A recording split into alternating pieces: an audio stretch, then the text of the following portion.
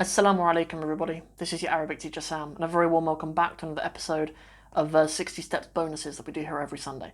So what this little series is just something we do every Sunday, where I take one of the questions that has come in on the programme, because I have this little phone here that goes on my desk and I check it every single day, and all of the students in the Arabic in 60 Steps programme have the number for this phone, that's all it's for, and questions that come in, and I think they deserve a little bit more of a extensive answer, I'll turn on the camera and I'll do a video especially for you.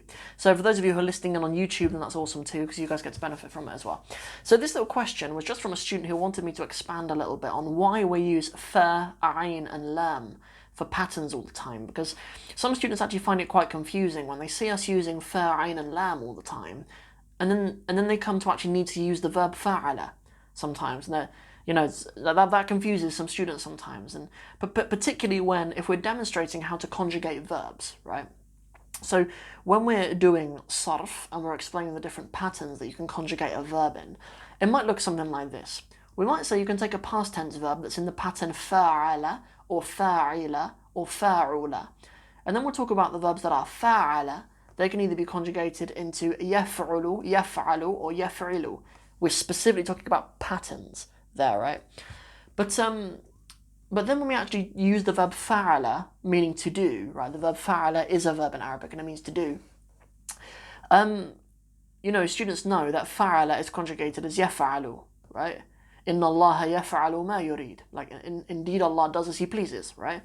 So, sometimes that confuses students. So I wanted to kind of just talk through how we deal with fa'ala, but perhaps just by talking around it for about 5 minutes or so, we can just build a little bit more context around it. So firstly, why do we use fa'ain and lam to describe this? Well, I mean, because the word for a verb is a fi'l, and the verb fa'ala is about as simple a verb you can get, right? The verb to do, a verb is a doing word, right? In essence, right, there are some, like in English, perhaps it's best for us to say it's a doing or a being word, perhaps. But a fi'l is the Arabic word for a verb, right? And that's why we use the letters fa, ayn, and lam to describe the patterns. And also we use that kind of language when we're looking at a word, we're looking at the root letters of a word. We call them the fa, the ayn, and the lam letters, the root letters of any word. So for example, if we just take a random word like the word mektub, right? Mektub. The fa letter is the kaf, right? Because it's the first of the three root letters, right? So we describe that letter as the fa letter.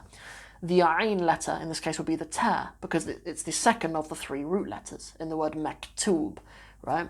And the lam letter would be the ba in this case, because the ba is the third of the three root letters.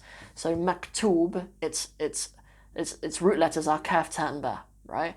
So that's kind of some of the language around how we use that terminology around fa, ayn, and lam to describe the patterns and stuff of other words. So the other question that I wanted to talk about is, students have asked me, well, what about words that are ruba'i? Like, what about words that are ruba'i, as in they don't only have three letters? Like 99% of the Arabic language is thulathi, right? Like the verbs are thulathi, they have three root letters. And what we do is we just put two lams on the end, right? So, you do have words that, so sometimes we do need to demonstrate how a four-letter root word behaves. So maybe something like the pattern for the word qaratis. Maybe, for example, qirtas is the singular for like a parchment that you write on, qirtas, and the plural is qaratis. So what are the fa, ayn, and lam letters of qaratis? So the qaf is the fa letter, the ra is the ayn letter, but then you have a ta and a sin on the end. So the way that we describe that with the fa, ayn, and lam is we call it fa'alil. Qaratis fa'alil. Right? We have two lambs on the end.